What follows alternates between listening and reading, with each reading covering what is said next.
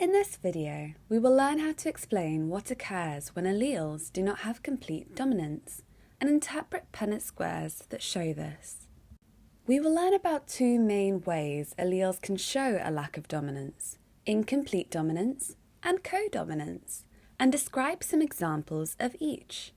We will also discuss how multiple alleles can influence a trait and how this can play a role in codominance. You might remember the word dominance from learning about the discoveries of Gregor Mendel and the strides he made towards our current understanding of genetics. Mendel's experiments on pea plants helped us to understand how traits are inherited from a parent to their offspring. The patterns he demonstrated do not always apply, however, and one situation where this is the case that we will be exploring in this video is if alleles do not have complete dominance. An allele is an alternative version of a gene.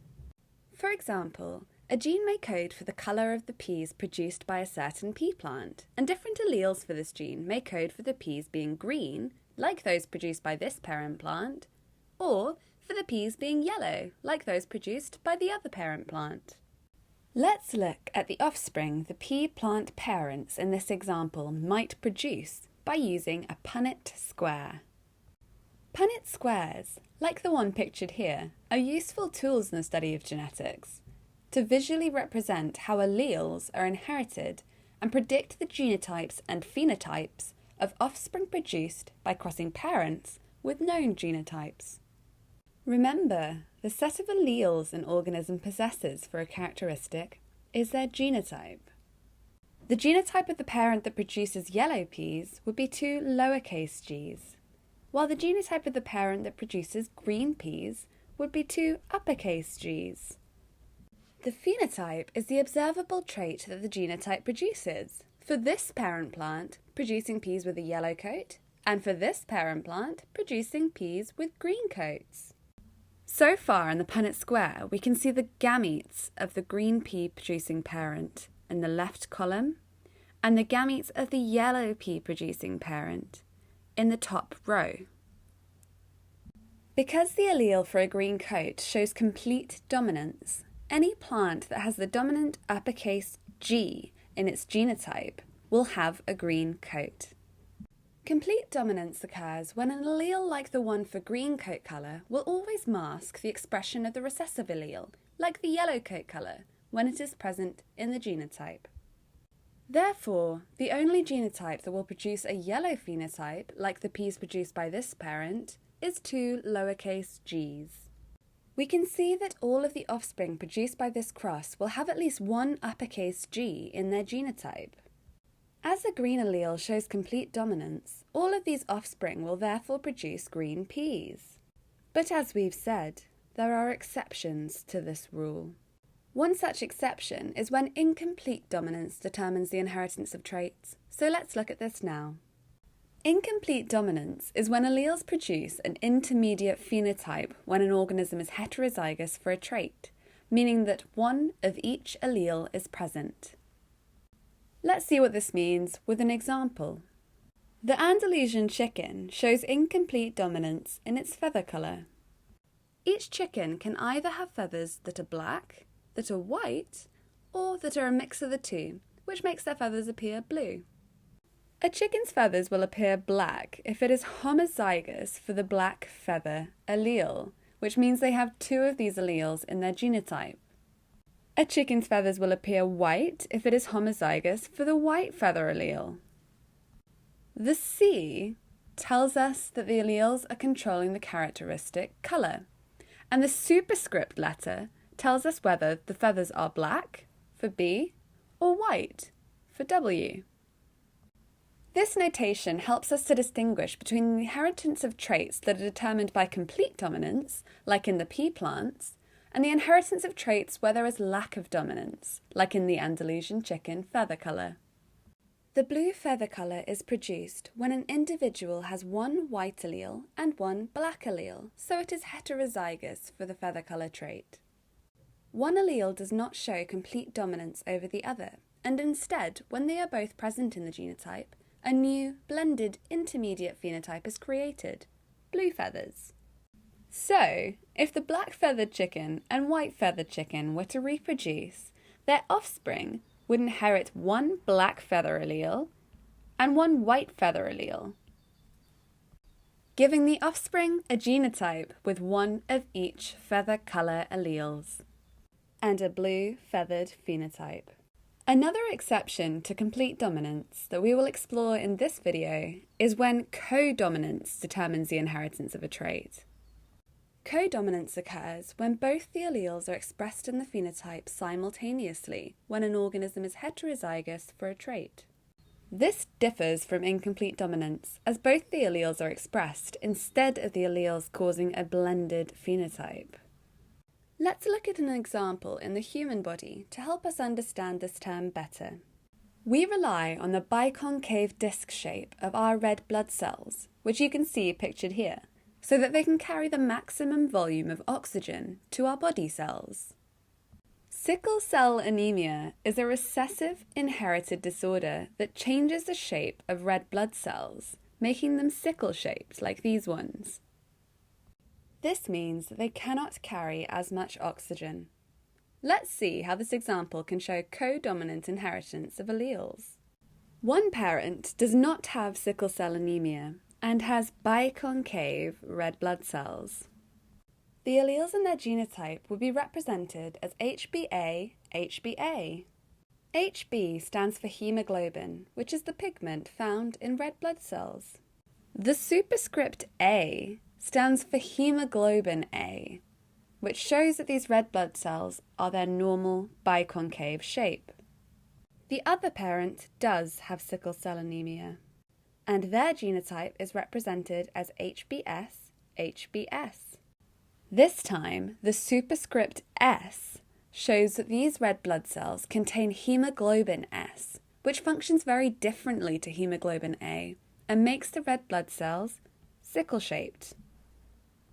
As both parents are homozygous for their respective traits, the gametes of the parent without sickle cell anemia would both be HbA, and the gametes of the parent with sickle cell anemia would both be HbS.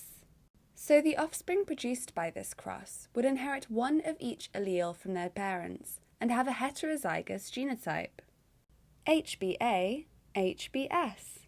Their phenotype would consist of a mix of sickle-shaped and biconcave red blood cells, and this is known as the sickle cell trait. This shows codominance, as they have both types of red blood cell in their body, as both of the alleles are expressed in their phenotype. Let's look at one more example of how lack of dominance, specifically codominance with multiple alleles, can affect the inheritance of traits.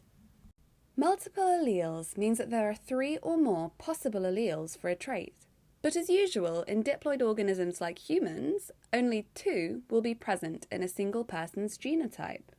One example of multiple alleles showing codominance is in human ABO blood groups. Humans have 3 alleles that determine their blood group: IA, IB, and IO, as we can see in the table here. Each person will inherit 2 alleles that determine their blood group, one from their biological mother and the other from their biological father.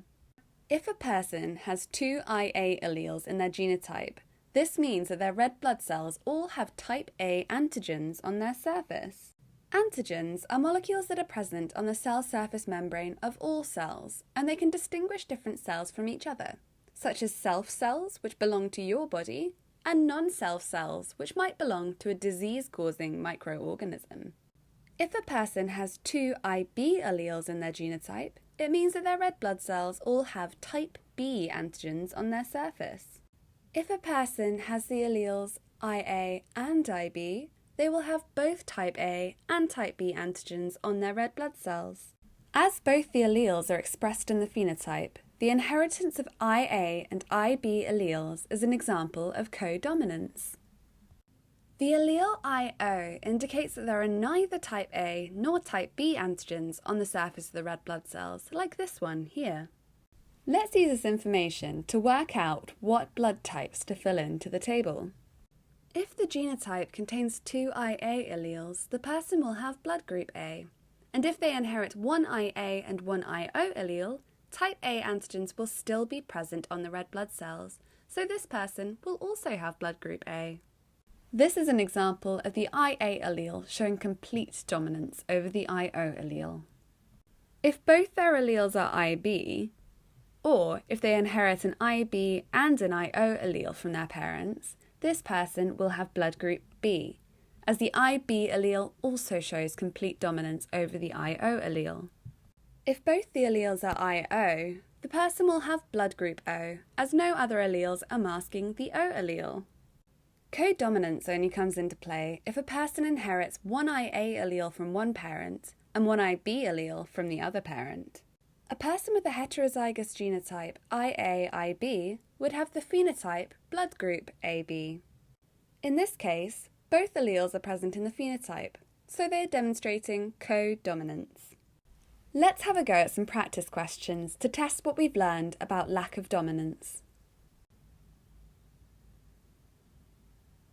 Snapdragon flowers, pictured, show incomplete dominance in the colour of their petals. The petals can be red, CR, white, CW, or pink, CR. Two pink flowers are crossed. What is the probability, in percent, that their offspring will also have pink flowers? Let's start by annotating our diagram with the information given to us in the question. We are told that the genotype of red snapdragons is CR. The C means colour, and the R means red. Remember, the set of alleles an organism possesses for a characteristic is their genotype. We are also told that the genotype of white snapdragon flowers is CW, where this time the superscript W means white. Finally, we know that the genotype of pink snapdragon flowers is CRCW. The phenotype is the observable trait that is produced by the genotype. In these cases, the phenotype of each individual plant is its flower colour, red, white, or pink. The question states that the inheritance of flower colour in snapdragons shows incomplete dominance. Alleles show incomplete dominance when an intermediate phenotype is created in an organism that is heterozygous for a particular trait, which means that they have one of each allele. In this example, the intermediate phenotype is the pink flower colour, as it is a blend between the white and red flowers and has a heterozygous genotype. Let's draw a Punnett square to work out the percentage of offspring likely to be pink when these two parent plants with pink flowers reproduce. Punnett squares, like this one, are used to visually represent how alleles are inherited and predict the genotypes and phenotypes of the offspring produced by crossing parents with known genotypes. We know that pink snapdragons have the genotype CRCW. We put the alleles that would be present in one parent's gametes in the top row, and we put the alleles that would be present in the other parent's gametes in the left column. Now we need to fill in the blank cells with the potential offspring genotypes that are able to be produced from a cross between these two pink parents. We do this by taking the alleles in the gametes from each row and column head. For example, the CR allele from this parent and the CR allele from this other parent. Let's do this for the rest of the cells. We can see in the Punnett square that 1 out of 4 of the offspring has the genotype CR, and so has a red flowered phenotype. We can also see that 1 out of 4 of the offspring has the genotype CW, and so a white flowered phenotype. Finally, 2 out of the 4 offspring produced in this cross have the heterozygous genotype CRCW, and so have a pink flowered phenotype. The question asks us to determine the probability, in percent, that the offspring produced by this cross will have pink flowers.